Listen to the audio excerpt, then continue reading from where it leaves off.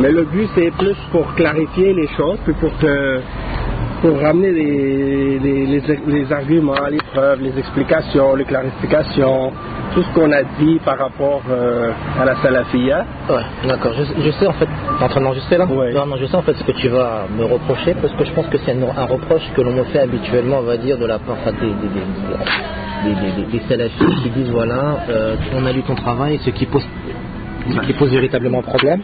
Ouais. C'est la distinction que tu fais des trois formes de salafisme en fait. Oui, voilà.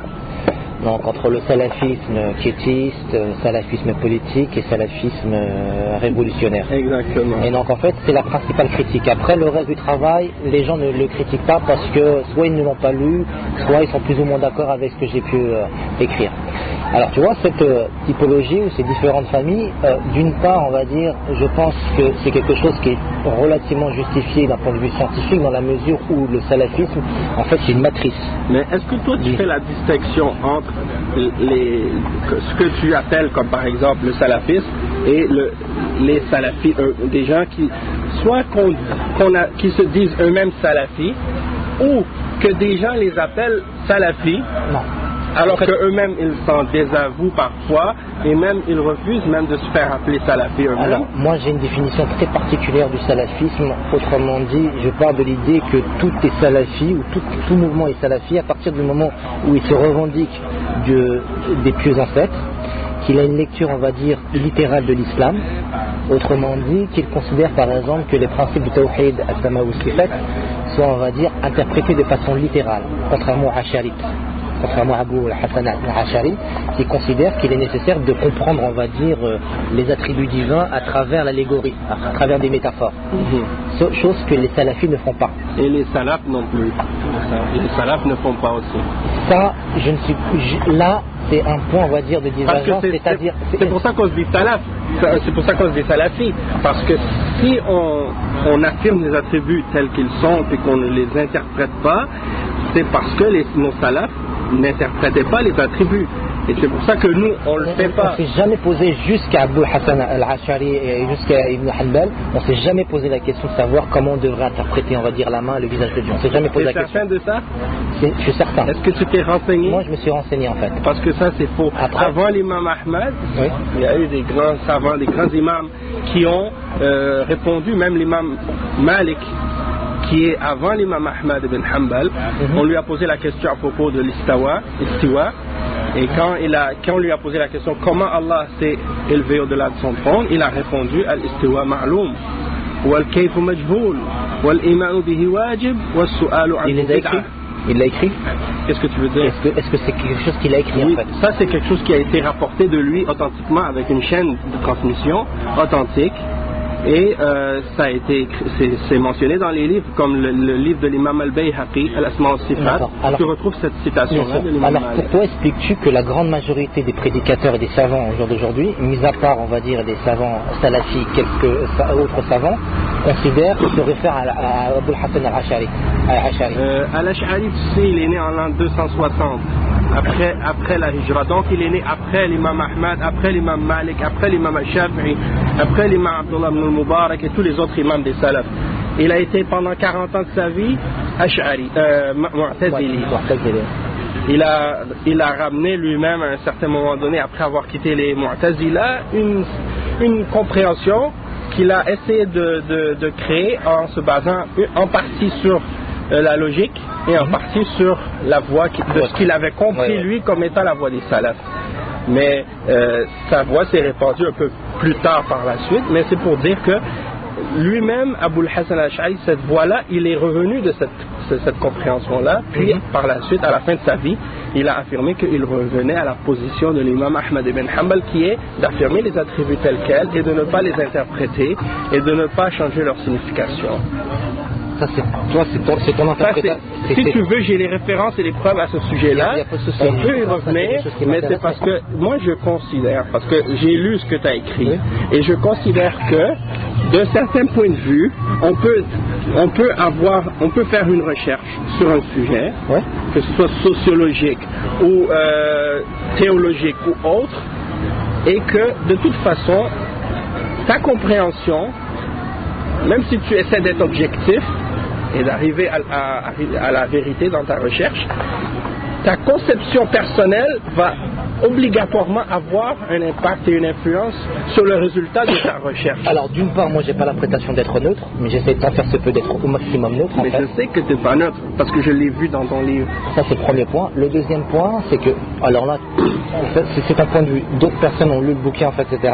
D'une manière générale, disons voilà, on ne ressent pas ce que tu penses, on va dire, par rapport à ce mouvement-là. On ne sait pas si c'est en bien ou c'est en mal. Tu veux dire qu'il y en a qui considèrent que tu as été trop gentil avec les salafistes? Même pas, c'est même pas une question d'être gentil, c'est-à-dire que d'être juste. C'est pas juste de décrire la réalité telle que je la vois en fait, voilà, telle qu'elle est et pas telle qu'on souhaiterait qu'elle soit. D'accord. C'est complètement différent. Ça c'est le premier point. Le deuxième point, c'est qu'il me semble relativement important, c'est que ça soit la salafie jihadiyya ou la salafie siyasiyya, ce qui est important, c'est qu'elles se nourrissent de la même matrice, les mêmes références théologiques. Est-ce qu'elles le font? Elles le font. C'est quoi? Donne-moi des explications, des preuves de ça. Tu prends par exemple... Comme si, là je veux pas dire que seulement se référer, c'est-à-dire mentionner le nom et citer un bout de phrase d'un livre ou d'un imam, puis dire ça c'est la preuve qu'eux se réfèrent à tel imam. Tu prends par exemple... Parce que c'est pas suffisant. Tu prends l'exemple de Ibn Baz. Oui. Il a fait l'éloge de Sayyid Qutb à sa mort. Il en a fait l'éloge. D'accord. Par exemple. Mais donc, il a critiqué également. Il a critiqué, mais tu peux faire l'éloge tout en critiquant, et tu peux critiquer en respectant l'individu. D'accord. Il a fait beaucoup. Il a dit certaines choses sur certaines choses qu'il avait fait, et les éloges qu'il a fait certains savants comme les élèves de Ben Baz, comme Cheikh Al-Fawzan par exemple. Eh bien, Cheikh Al-Fawzan, qui a vécu plus longtemps, qui est encore en vie aujourd'hui, qui est un des plus proches élèves de Cheikh Ben Baz, il a dit ce que certains savants de la Sunna, comme Cheikh Salaf et comme Cheikh Ben Baz ou d'autres, ont dit de bien de Sayyid Qutb, c'était uniquement limité à ce qu'ils savaient de cette personne. Donc, s'ils ont entendu de Sayyid Qutb du bien, ils ont dit du bien de lui. Mais, aussitôt qu'on lui transmettait une explication ou une parole de ce que Sayyid Qutb avait écrit dans son tafsir, Zilal al-Qur'an, à propos de Wahdatul Wujud, à propos de l'insulte des prophètes, à propos de l'insulte des Sahaba qu'il a fait dans son livre Kutub wa Shakhsiyat et dans d'autres livres également, eh bien, le Cheikh Ben Baz réfutait ces paroles-là et mentionnait que cette personne-là était une personne ignorante. Et à la fin de sa vie, il a donc peut-être dit des éloges au moment où il s'est fait exécuter, parce qu'il se basait à l'époque sur ce qu'il a su de Sayyid Qutb. Mais après sa mort, après la mort de Sayyid Qutb, Cheikh Ben Baz il a vécu plus longtemps que ça, et on lui a transmis des paroles de Sayyid Qutb après, et il a mentionné l'ignorance de Sayyid Qutb et l'égarement de Sayyid Qutb dans son tafsir. Ça c'est de un. Et également aussi, bon, il y a également un principe, donc, pour expliquer que les ulama d'Ahl Sunnah, ils se tiennent sur des principes et des fondements, que ce soit chez les salafs ou les savants salafis de notre époque aujourd'hui. Et d'après moi, c'est ça qui te manque dans ta compréhension et dans ta recherche. Ah, d'accord, je vois ce que tu veux dire. C'est-à-dire qu'il me manque, en fait, si tu veux, un background, on va dire, théologique, en fait, pour pouvoir comprendre ce qui se passe et avoir une profondeur. Oui. Alors, d'une part, je pense que c'est vrai que tu as raison. Parce que tu peux jouer sur le côté que, oui, je fais une recherche sociologique, mais en même temps, je suis pas un théologien. D'accord, peut-être. Sauf que c'est un sujet qui est relié directement à la religion. Okay. Tu ne peux pas faire semblant qu'il n'y a pas de... Alors, tu as lu mon livre? Disons la moitié. La moitié. Tu as lu le début, en fait, quand je définis le salafisme, etc. Tout ça, j'ai... Est-ce qu'il y a des erreurs? Oui. Sur l'historique de la salafia? C'est parce que... Non, mais je te pose la question. Est-ce qu'il y a des erreurs ou pas? Je pense qu'il y a des erreurs. Non, oui. Est-ce qu'il y a des erreurs ou Oui, il y a des erreurs. Il y a des erreurs, d'accord, oui. ok. Il y a des ambiguïtés. Des ambiguïtés ou des erreurs?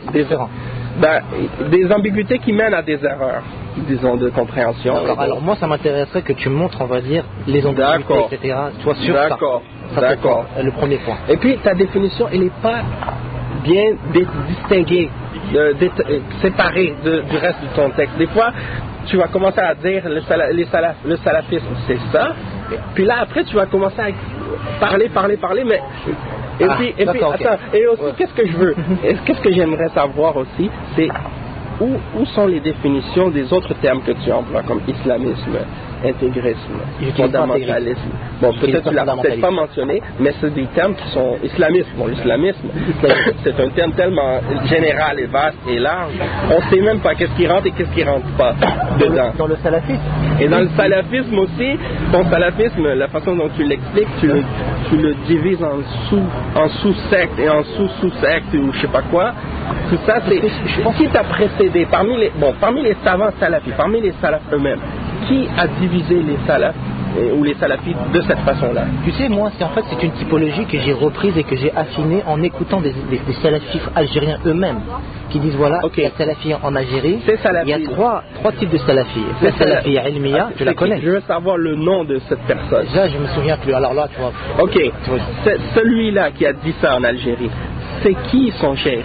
Et c'est de qui lui-même il a pris cette division-là? Est-ce qu'il l'a créé lui-même? Non, c'est quelque chose, on va dire, qui est unanimement accepté en Algérie, en fait. Cheikh Farkos, par exemple. Demande-lui combien il y a de salafis. On va dire une. Parce que c'est son point de vue de religieux, c'est son point de vue de salafi. Non, c'est son point de vue par rapport à ce qui est établi par le Coran, la Sunna et les explications des salafs. C'est-à-dire que est-ce que les Sahaba étaient divisés en plusieurs sectes ou en plusieurs groupes? Il y avait différentes tendances, mon frère. Parmi les Sahaba, il y avait des sensibilités différentes. Oui, mais est-ce qu'ils étaient divisés en différentes croyances, différents groupes, différents sectes, différents fondements, différents principes de base de compréhension de la religion? Il y avait des gens qui avaient une sensibilité complètement différente. Je ne parle pas de sensibilité, je ne te parle pas de sensibilité, je te parle, est-ce qu'ils avaient des principes et des règles religieuses différentes, des compréhensions des fondements de la religion qui étaient différents? Non, parce qu'il y avait encore l'esprit et le modèle du prophète. Donc ils n'étaient pas encore divisés à cette époque-là. D'accord. Est-ce que les Sahaba se sont divisés dans la religion? Oui, à la bataille de Siffin, à la bataille de Chameau. Non, est-ce qu'ils étaient divisés par rapport à des opinions religieuses sur des questions qui sont reliées à des choses politiques oui, politiques. Ouais, mais dans la croyance religieuse, est-ce qu'ils étaient divisés, les Sahaba? Par ma connaissance. D'accord. Par ma connaissance. La définition d'une secte selon Ahl Sunnah wal Jama'a, c'est quoi d'après toi? Qu'est-ce que tu penses que les savants d'Ahl Sunnah, comment ils distinguent qu'est-ce qui est une secte de qu'est-ce qui n'en est pas une? C'est quoi pour eux? Quand est-ce qu'un groupe devient une secte selon les ulama d'Ahl Sunnah? Je pense qu'à partir du moment où tu contredis les fondamentaux des principes de la Sunna. D'accord. Et sinon, toute personne qui reste dans les principes et les fondements de la Sunna et de la Aqidah, de l'islam, on ne peut pas dire de lui que c'est une secte. Mais même en arabe, en arabe, le mot firqa n'est pas péjoratif, c'est pas mal de dire firqa. Ça c'est vrai. Mais pour les occidentaux, pour les gens, parce que toi mais moi je n'utilise pas. Attends, dis-moi, ton livre tu l'as écrit pour des musulmans ou pour des non-musulmans? À la base. Non, à la base. Pour les deux. Je suis sincère avec toi, sinon je serais pas là. Tu vas me dire que ton livre tu l'as écrit pour des musulmans. Pour des musulmans et des non-musulmans. Est-ce que c'était pour une recherche d'école ou d'université? Oui, c'est une thèse de doctorat. Donc c'est pour des non-musulmans, tu l'as écrit en premier pour ton prof, non? Non, pour tout le monde. Pour moi d'abord et pour tout le monde. Est-ce que la version qui est en vente maintenant dans les magasins, est-ce que c'est la même version que tu as remis à ton prof? C'est la même version, mais la version que j'estime être améliorée parce que je l'ai relue et je l'ai fait relire. Mais est-ce qu'elle est telle quelle ou t'as enlevé des choses? Non, elle est telle quelle. Il y a des choses qui ont été rajoutées. Parce que je sais que les recherches académiques doivent être toujours référées. À chaque chose que tu dis, tu dois ramener une référence. Mais dans ton livre, on ne trouve pas ça. Quelle référence, par exemple, tu parles? C'est-à-dire, chaque fois que tu dis quelque chose à propos des salafis, ou à propos de la salafia, ou à propos de l'islam même, je vois ce que tu veux dire. Tu ramènes pas de référence. Mais en fait, moi, je ne parle pas. Voilà, en fait, je pense que toi, on ne parle pas par. Ce qui est inintelligible, c'est qu'on ne parle pas de la même chose. C'est-à-dire que toi, tu parles de la salafia en tant qu'objet social, en tant qu'objet religieux. Je ne suis pas religieux, donc je ne peux pas parler. Moi, je parle des gens qui se disent et que l'on peut caractériser comme salafis et qui vivent au jour d'aujourd'hui en France. Mais dans ce cas-là, ou en Europe, dans ce cas-là, il ne faut pas appeler le livre le salafisme. Il faut l'appeler les études sur ceux qui sont appelés salafis ou ceux qu'on qualifie de salafis dans la société française aujourd'hui. Là, ce serait plus juste. Parce que là, tu es en train de dire le salafisme. Ça veut dire quoi? Ça veut dire que tu es en train de dire que tout ce qui est dit et fait par ces gens-là que tu prétends, que tu dis être salafi ou qui se prétendent être salafi, que tout ce qu'ils disent et tout ce qu'ils font, c'est ça le salafisme. Non, mais c'est pour ça que j'utilise le terme en français salafisme, sinon j'aurais parlé de la salafia. Mais salafia, pour vraiment ding. Mais si tu le dis en arabe ou en français, le salafisme et salafia, ça réfère à la même chose, non? C'est un peu différent, parce que le salafisme, c'est le néologisme de la salafia. Tu vois ce que je veux dire? Ouais, c'est des jeux de mots. Non, c'est pas des jeux de mots. Après, toi, tu sais c'est très ambigu en fait pour quelqu'un qui ne sait pas c'est quoi la salafia. Je vais te donner concrètement des choses. Quelqu'un qui n'est pas musulman qui va lire ça, et c'est ça ce que les médias font maintenant. Ils appellent plein de gens qui font des actes de terrorisme, qui planifient des choses interdites dans l'islam. Eux, ils vont appeler ces gens-là comme des salafis. Je suis d'accord avec toi. C'est de l'injustice envers les salafs et envers les salafis et envers l'islam et envers les musulmans. Alors, moi je t'invite à regarder ce que j'ai fait sur internet, une émission de télévision que j'ai fait sur la télévision française. Je ne sais pas si tu l'as regardé. Laquelle? Canal+. Tu connais Canal+, la chaîne Canal+? J'entends parler, mais c'est surtout sur YouTube qu'on voit les trucs. Donc tu regardes sur le site Canal+, tu tapes Samir Amghar, tu vas voir. Non. Et en fait, ce que je fais moi systématiquement, et je suis pas là pour me justifier, je dis ce qui est la réalité. Je parle pour le cas français. Systématiquement, lorsqu'on dit que tel par exemple, récemment il y a eu les manifestations devant l'ambassade des États-Unis en France. Et tout de suite, les gens, que ce soit les journalistes ou les chercheurs, ont qualifié cette manifestation de salafi. On m'a contacté et j'ai dit écoutez voir, moi, ce que je vois de la manifestation, ce que j'ai vu à la télévision, on ne peut pas considérer que ce soit des salafis qui font cette manifestation. On dit oui, mais on voit des personnes qui portent une barbe et un qamis. Je dis mais ce n'est pas parce qu'on porte une barbe et un qamis qu'on est salafis. Il faut arrêter. Exactement. Il y a des salafis qui portent la barbe et leur qamis, il y a des salafis qui ne portent pas de barbe et qui ne portent pas de qamis et qui sont la salafi. Et des personnes qui portent une barbe, un qamis et qui sont frères musulmans, tabliri, etc. Et j'ai dit au jour d'aujourd'hui, on ne peut pas qualifier cette manifestation de salafi parce qu'on voit trois barbus et parce que surtout le salafisme en France condamne les manifestations. Ils ne veulent pas faire de manifestations, ils sont apolitiques et non violents.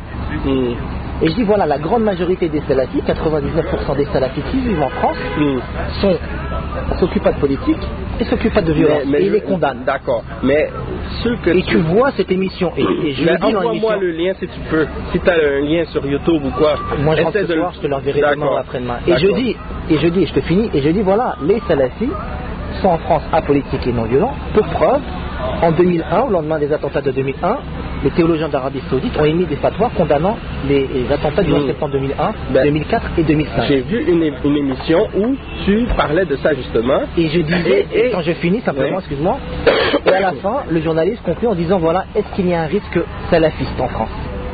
Je ne comprends pas la question et j'ai dit non, je ne pense pas qu'il y ait un risque salafiste, il faudrait plutôt dire le risque djihadiste. Pour éviter que l'auditeur fasse un amalgame entre mettre tous les personnes dans le même sac. D'accord. Mais si par la suite, parce que j'ai vu une entrevue où tu étais dans une émission, je ne pourrais pas te dire le nom parce que les émissions françaises je ne connais pas, mais c'était sur YouTube que j'ai vu ça. Et là tu disais non, les salafis sont contre la violence, sont contre les manifestations. Et puis après. C'est vrai ou c'est pas vrai? Ça c'est vrai. La grande majorité, 99%. La salafie, elle est contre les attentats terroristes, contre les manifestations, contre les révolutions. Tous les ulama salafines ont condamné ces choses-là. Sauf ceux qui se disent salafis peut-être et qui prétendent être salafis puis qui contredisent les fondements de Ahl Sunnah. Ceux-là c'est certain que peut-être comme tu vas nommer ceux qui sont en Égypte, là, Hizb al-Nour et d'autres, mais ces gens-là, les savants ne les considèrent pas salafis. Donc, comme pour te dire par exemple que tout de suite après tu dis dans ce cas-là, mais si les salafis sont contre la violence, la grande majorité. Oui, bon, la grande majorité. La grande majorité. Mais c'est pas une question. La question c'est si les salafis sont contre la violence comme tu le dis, pourquoi dans ce cas-là ils font ces choses-là? Et là toi tu dis oui, mais c'est parce qu'il faut comprendre qu'il y a différentes tendances parmi les salafis. Il y a la salafie telle et telle. Et ça c'est ça qui est incorrect. Parce que si je te dis par exemple, tu peux pas, je veux dire, il y a des noms et les noms désignent des choses. Si tu utilises des noms pour désigner autre chose, tu veux mettre pause? Je vais mettre pause parce que là ça va du off. À chaque fois qu'il y a une mauvaise interprétation, toi j'essaie de rectifier le tir par rapport à ce qui est la réalité en fait. D'accord, mais c'est ça la contradiction dans qu'est-ce que tu divises comme salafia, que tu dis la salafia qui est ilmiya. nos références, ceux qui sont salafi ilmi comme moi, là, comme tu dis que moi je suis un salafi ilmi, d'accord, nos ulama à nous, ils condamnent ce que les salafis djihadistes font et ils condamnent ce que les salafis politiques font. Donc, il y a une sorte de contradiction là-dedans, puisque soit tu suis les ulama et que tu es un vrai salafi, dans ce cas-là, c'est correct, tu vas rejeter la violence et les trucs politiques, ou soit que tu contredis les ulama et que tu fais ces actions-là et que tu n'es plus réellement un salafi. Donc, c'est comme si ces deux... en fait, c'est comme si tu disais que d'être salafi, ça peut être une chose ou son contraire. Et c'est ça qui est absurde. Attends, par exemple, les salafis le salafi djihadi, il ne peut pas être le contraire du salafi ilmi parce qu'ils ont les mêmes références. Mais pourtant, après, c'est un peu différent. Mais pourquoi ils font le contraire de ce que les ulama disent par rapport au djihad? Est-ce qu'il y a des savants qui ont dit, parmi les ulama, Cheikh Ben Baz, Cheikh Al-Albani, Cheikh Ibn Uthaymin et les autres grands ulama qui est Cheikh Al-Fawzan, Al-Luhaydan et les autres, est-ce qu'eux ils ont dit que les attentats terroristes c'est permis, que de faire des attentats kamikazes c'est permis? Est-ce qu'eux ils ont dit... Ils n'ont pas autorisé le djihad en Afghanistan? Attends, est-ce qu'eux ils ont dit qu'on peut faire le djihad sans un dirigeant?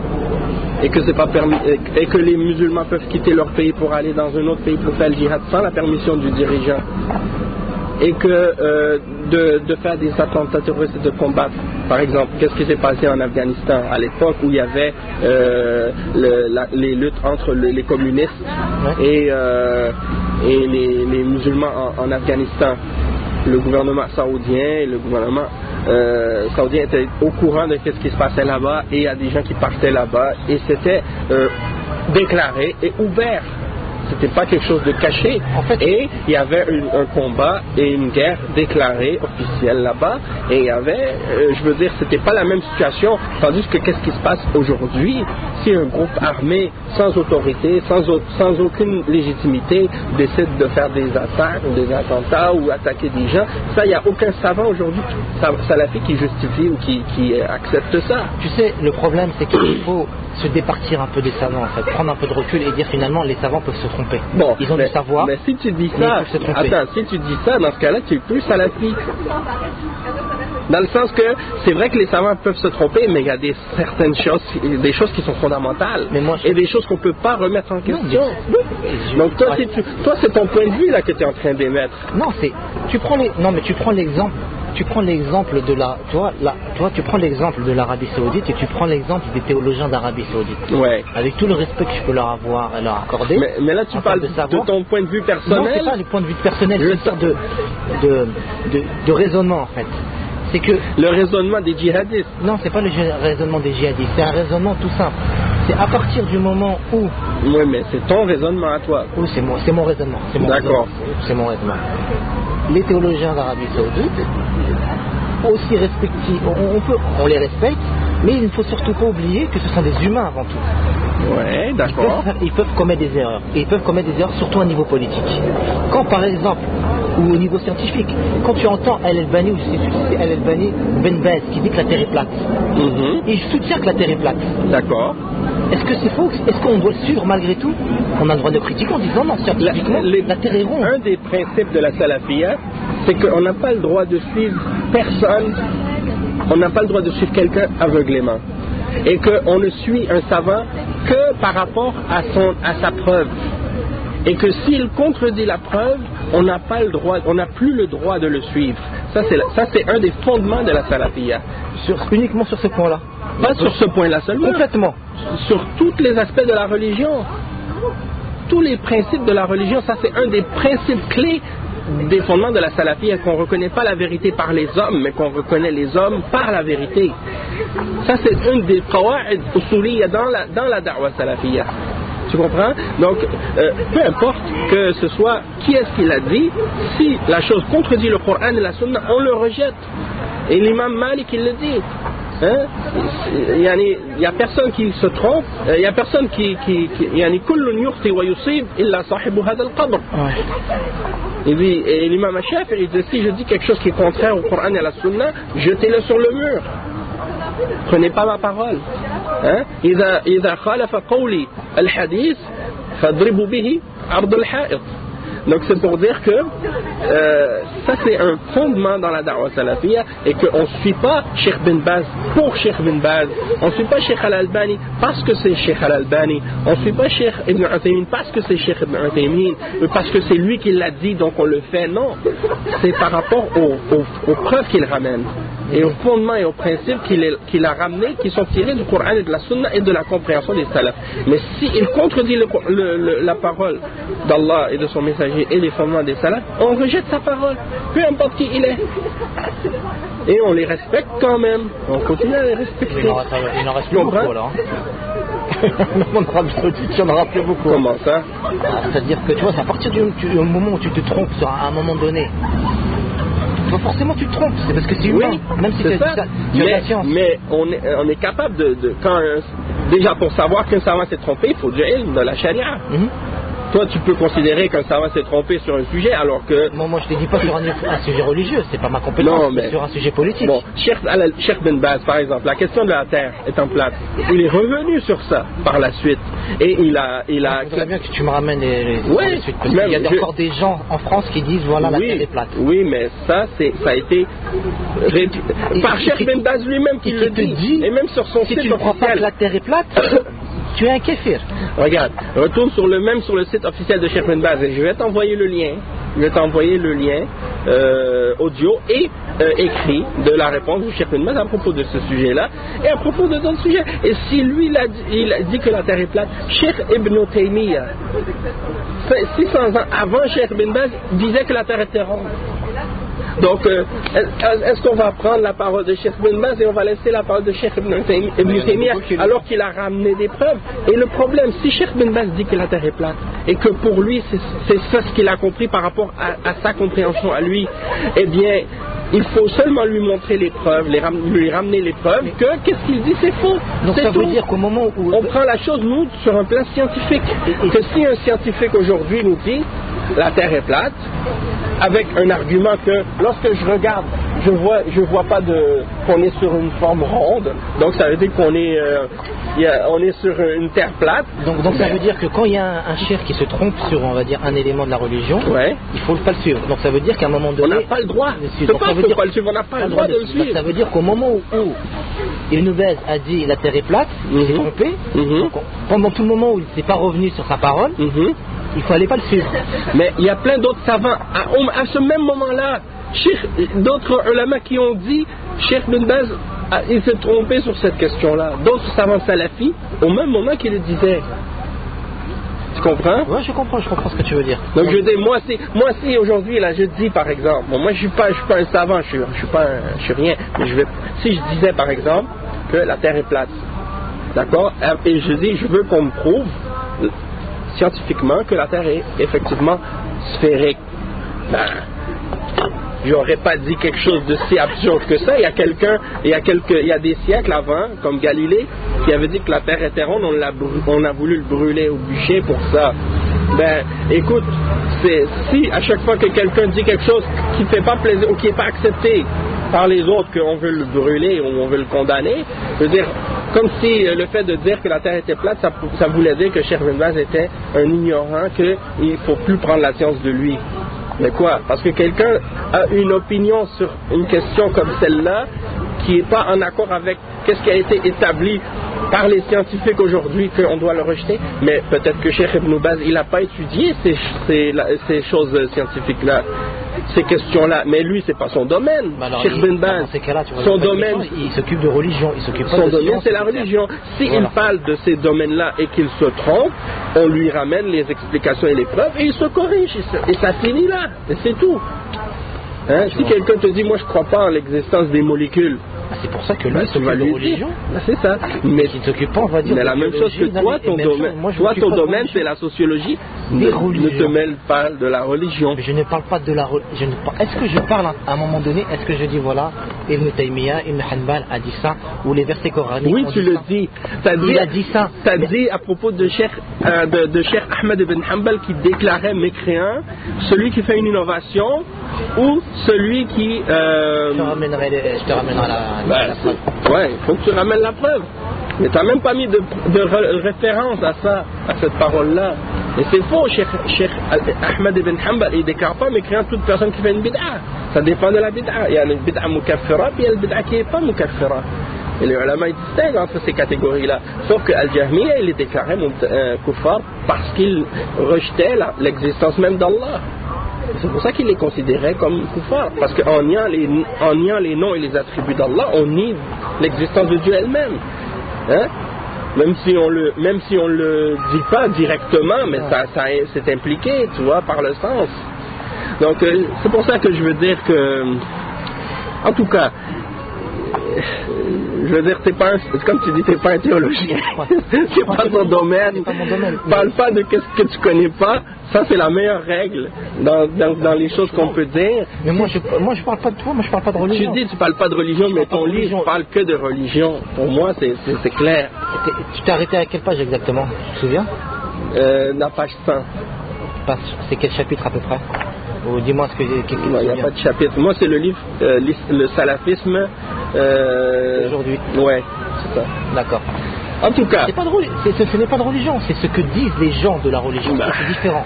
Entre la religion en tant que telle, le Coran ou la Sunna, et ce que les gens disent de la religion, c'est complètement différent. J'ai une autre question qui est d'accord avec moi. Oui, d'accord, mais j'ai une autre question. J'ai une autre question qui a pas rapport avec toi directement. Mais de façon générale, dans le domaine que tu as étudié, pourquoi les non-musulmans, lorsqu'ils écrivent sur l'islam, des recherches académiques ou autres, ils se réfèrent très rarement à des auteurs musulmans et à des savants musulmans? Quand tu parles de savants musulmans, tu parles de shuyukh? Des ulama de l'islam, des savants de l'islam à travers l'histoire, des références religieuses. Concret par rapport d'un savant? Par exemple, tel chercheur occidental a dit ça, et il ne s'est pas référé à cette je veux dire que quand tu regardes dans la bibliographie de ces chercheurs, comme j'ai regardé la bibliographie de la tienne, la majeure partie, c'est pas des livres écrits par des musulmans, hein. C'est écrit par des... Je parle pas de Cheikh Fawzan, je parle pas de... il n'y a pas des cassettes, des ouvrages, etc. Oui, mais il n'y a pas de nom de savants anciens par rapport à la salafie, ceux qui ont parlé de... Parce que moi, je travaille sur sur le contemporain, on travaille sur le maintenant. Oui, mais tu ne peux pas comprendre, si tu ne comprends pas qu'est-ce que c'était la salafie, hein, en tant que religion, sur le plan de religieux, tu ne peux pas savoir non plus aujourd'hui qu'est-ce que c'est la salafia. Tu es d'accord avec moi? Mais ce qui me dérange en fait, c'est que tu me parles de la salafia comme d'une nouvelle religion en fait. Tu ne parles jamais d'islam, tu parles de la salafia. Mais la salafia, c'est l'islam. Il n'y a pas d'islam en dehors de la salafia. Si tu me dis qu'il y a quelque chose dans l'islam qui est en dehors de la salafia, ça veut dire en réalité que c'est quelque chose que les sahaba n'ont pas pratiqué, n'ont pas cru, n'ont pas connu. C'est ça que ça veut dire. Parce que les salafs, c'est les sahaba. Si nous les salafis, on dit quoi? On dit l'islam, c'est ce que pratiquait le prophète sallallahu alayhi wa sallam et les sahaba. Si le prophète et les sahaba ne l'ont pas enseigné, ne l'ont pas pratiqué, ça ne fait pas partie de l'islam aujourd'hui. Donc, il n'y a pas d'islam autre que l'islam de la salafia. Et la salafia, c'est le vrai islam. C'est ça ce qu'on dit. Tout ce qui est arrivé par la suite, qui s'est incorporé ou qui a été entré dans l'islam ou qui a été enlevé de l'islam, c'est des innovations, c'est des sectes, c'est des groupes d'égarements. C'est ça en fait qu'on dit. Et c'est pour ça que on ne va pas parler juste de l'islam aujourd'hui, parce que si tu dis juste le mot islam, tu le sais aussi bien, tu l'as mentionné dans ton livre, si tu dis juste l'islam tout seul, ça peut vouloir dire les Shia, Rafida, Khawarij, Takfiriyin, Soufiya, Asha'ira, Mu'tazila, yani, l'islam, si tu le laisses tel quel, ça veut dire tout ça. Et nous, on veut faire comprendre que tout ça, c'est pas l'islam. L'islam, c'est la salafia seulement. Donc, si tu ne retournes pas aux bases, c'est que tu fais une étude sociologique C'est une étude sociologique. Quand tu t'occupes de religion, moi je m'occupe de sociologie. Oui, mais ça marche pas. Si. La sociologie, même Ibn Khaldoun, qu'on dit que c'est le père de la sociologie, eh ben, quand il donnait une définition de quelque chose, ou quand il se référait à un groupe et qu'il parlait de quelque chose, eh ben, il ramenait des références quand même, il se référait à certaines choses. Il avait des fondements et des bases et des règles dans la religion. Bien sûr, bien sûr. Non, mais en termes de référence, bien sûr, il faut à chaque fois référencer. Après, toi, si à chaque phrase je dois référencer, non, mais je m'en sortirai pas. C'est ce que les savants, les chercheurs font. À chaque fois, tu as vu la biographique. Voilà, tu vois, il y a la biographie. Ouais, mais la biographie, dans le texte, il y a les références. Moi, j'étudie en ce moment à l'université. Chaque fois qu'on étudie, par exemple en linguistique, chaque chose qu'on mentionne, à la fin de la phrase, une parenthèse avec le nom des chercheurs et l'année où la recherche a été faite. Pour chaque phrase, chaque chose, chaque idée qu'on ramène. Mais est-ce que c'est parce que les chercheurs occidentaux, les non-musulmans, ne considèrent pas les références islamiques comme étant des références authentiques, que c'est pas nécessaire pour eux de ramener des références ou de les citer entre parenthèses? Très rapidement, je vais t'expliquer. En fait, il y a deux tendances. Il y a une tendance qui considère qu'il faut revenir au texte pour comprendre les musulmans. C'est-à-dire que si tu veux comprendre les sociétés maghrébines et moyen-orientales, il faut se référer à l'islam et voir ce que dit le Coran. Mais le risque, c'est que tu réduises, on va dire, le musulman à l'islam. Et le musulman n'est pas simplement l'islam. C'est-à-dire que quand il se comporte, toi, quand tu te comportes, effectivement, tu as la variable islam, mais tu vas te comporter aussi comme un Québécois ou comme une personne d'origine haïtienne. Ok, d'accord. Voilà. Donc le risque, c'est de réduire le musulman, on va dire, à sa plus simple expression par rapport à l'islam. D'accord. Et c'est où le mal? Il est où le mal dans ça par rapport à l'islam? Qu'est-ce que tu fais en tant que Québécois ou haïtien n'est pas en contradiction avec les enseignements de l'islam? Alors par exemple, si je te dis, moi je suis musulman et je bats ma femme. Et si tu dans cette perspective-là, tu dis, donc s'il bat sa femme, ouais. C'est un musulman, il bat sa femme. Donc s'il bat sa femme, c'est parce que c'est marqué dans le Coran qui autorise de battre sa femme. Non, ça c'est une erreur de raisonnement. Ça, non, mais c'est ça le risque en fait. Parce qu'il y a d'autres facteurs qui viennent expliquer. Parce que c'est pas parce qu'il est musulman qu'il bat sa femme. Mais c'est pour ça en fait qu'on évite, on va dire, de revenir, de réduire en fait. Oui, mais c'est pas. Tu dis. Non, mais je suis d'accord avec toi. C'est parce qu'il est peut-être nerveux, peut-être qu'il a des problèmes psychologiques, oui, mais etc., etc. Mais ça n'a rien à voir avec l'islam. Mais qu'est-ce que tu dis? C'est le contraire en fait. Quand tu dis qu'on doit réduire le musulman à l'islam, ça veut dire qu'on doit comprendre que ce qu'il fait, que tous ses comportements s'expliquent par rapport au verset coranique. Non, c'est pas ça qu'on veut dire. C'est que tout ce qu'il fait, si c'est en accord avec l'islam, on dit que c'est l'islam, mais ça ne veut pas dire que parce qu'un musulman le fait, que qu'est-ce qu'il fait, ça fait partie de l'islam. Si une femme musulmane se prostitue, ou vend de la drogue, ou fait un meurtre, est-ce qu'on va dire que ça c'est l'islam? C'est ça que j'aime pas par rapport à ton livre, parce que d'après ce que tu écris, c'est comme si un musulman vend de l'alcool, ça veut dire que donc c'est ça l'islam. Donc tu dis un salafi il fait ça, ça veut dire que c'est ça le salafisme. C'est la même chose c'est ce que tu fais toi. Non, les salafis disent ça, il y a des salafis qui disent ça, ça veut dire que c'est ça le salafisme. Non, il y a le modèle. Peut-être que Ibn Hanbal, etc. ont fondé par rapport à la salafia. Et après, il y a ce qu'en font les gens en fait. Est-ce que tu es d'accord que tous les imams des 4 madhhabs sont des salafis? Oui, ouais. Sont des salafis. Ouais. Et ok, mais eux, quand on dit que ce sont nos salafs, pourquoi on se réfère à eux? Parce que eux, on sait que ce sont des salafs salih, ce sont des bons exemples. Tandis que les musulmans d'aujourd'hui, nous, on essaie de les suivre, mais ça ne veut pas dire qu'on y arrive.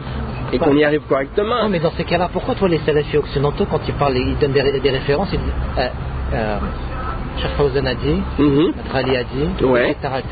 Ouais. Et l'imam Malik, l'imam Shafi'i, etc. Qui a dit. Pourquoi ils se réfèrent toujours, ils ont toujours besoin de contemporains? Ça dépend. Si tu vas dire, par exemple, qu'ils parlent de sujets qui sont traités par rapport à ce qui se passe aujourd'hui, des questions qui n'existaient pas à l'époque de l'imam Malik, par exemple. Donc ils vont se référer à des savants contemporains qui sont d'aujourd'hui, qui font des ijtihads sur ces questions-là. Mais si c'est des questions qui ont rapport avec le fiqh, la prière, la tahara et tout, ces savants-là, Cheikh Bin Baz, Cheikh Al-Rabi' Al-Madkhali, Cheikh Al-Albani, Cheikh Al-Fawzan, eux-mêmes, quand ils amènent ces positions-là, c'est après avoir étudié les divergences entre les imams, Malik, Shafi'i, Ahmad, et après avoir étudié tout ça et analysé les preuves de chacun de ces imams, eux, ils ramènent leur opinion avec la preuve et ils disent voici notre opinion, puis nous on se réfère à ces savants-là par rapport à ça, parce que on a confiance en leur science et aux preuves qu'ils ramènent après qu'ils aient fait leurs études sur ces questions-là. Ok, un truc qui n'a rien à voir en fait. D'accord. Tu avais fait, on va dire, une conférence en mentionnant mon nom. Ouais, voilà. En Belgique. En Belgique. Voilà. Ben, j'ai fait ça pour que les choses soient clarifiées. D'accord, les choses soient clarifiées. Il n'y a pas de souci. Je t'ai envoyé un mail. Tu as reçu mon mail? Non, j'ai pas reçu. Je t'ai envoyé un mail sur ton site Salafi de Ah non, je réponds pas. Je prends pas les mails qui arrivent sur le site. D'accord, ok. Donc je vais fermer cette mail-là bientôt parce que beaucoup de gens continuent à m'écrire puis je reçois pas les messages. D'accord, ok, parce que voilà, moi à la suite de cette conférence, je t'ai dit, voilà, je voudrais m'expliquer avec toi, passe-moi ton numéro de téléphone pour qu'on en parle en fait. Ah d'accord, voilà. Non, j'ai jamais reçu le jamais répondu parce que tu ne l'as jamais reçu. Ouais. Voilà, c'est juste pour savoir. Non mais attends-toi à ce que je vais citer ton nom de temps en temps et que je mentionne certaines choses que tu as dit dans ton livre, mais simplement sur un plan de la critique religieuse puis de clarification des points.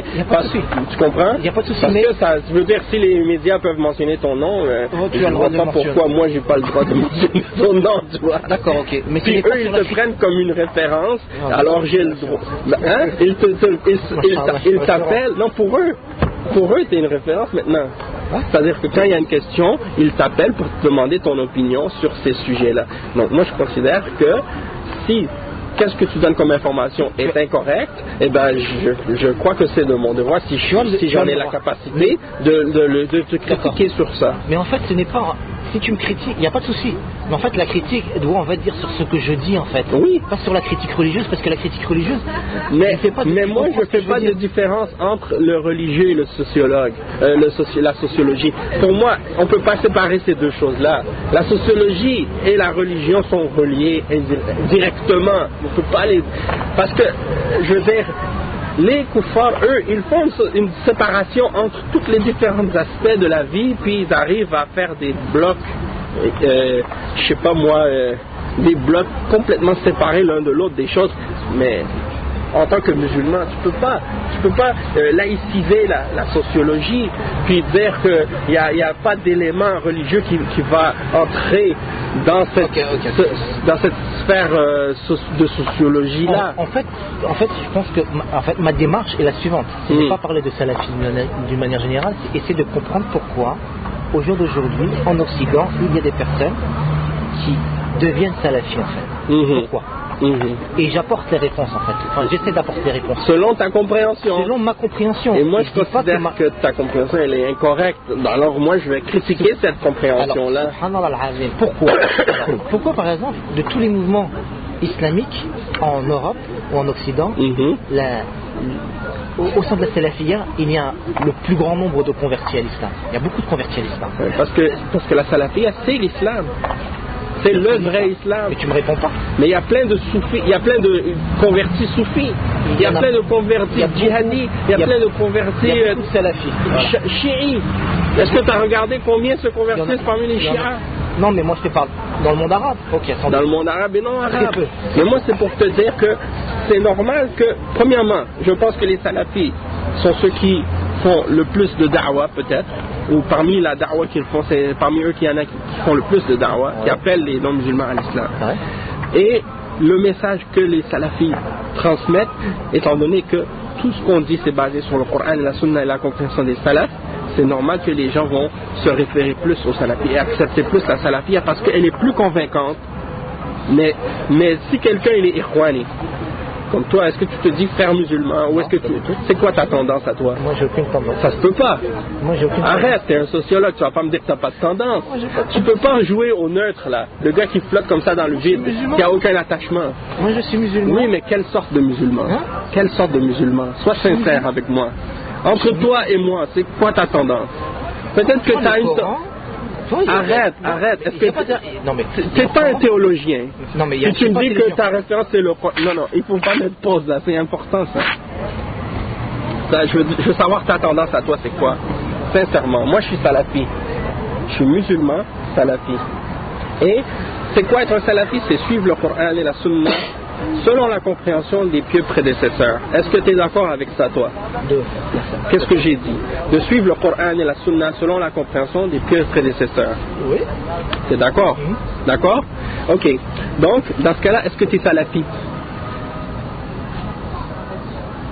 Selon cette définition-là, je peux être considéré comme salafi, oui. Donc tu es salafi. Mais j'ai le droit de critiquer les salafis. Les salafis. Écoute, les salafis critiquent les salafis. Les premiers à critiquer les salafis sont les salafis eux-mêmes. Je ne sais pas si tu es au courant. Oui, alors là. D'accord?